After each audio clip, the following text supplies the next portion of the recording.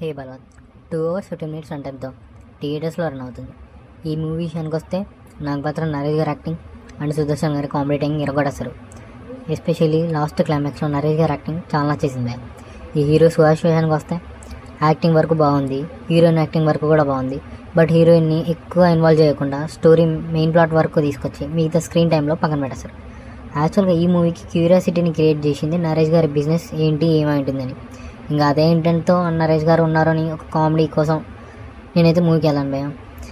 Then movie start అవ్వగానే అరగంటలో చెప్పేస్తారు ఏంటి ఏం చేస్తారని. ఇంకా అదే తెలుసుకున్న హీరోయిన్ సుహాస్ సో ఎలాంటి ప్రాబ్లమ్స్ని ఫేస్ చేస్తారు, ఎలా స్టోరీని తీసుకెళ్తారు అనేది స్టోరీ.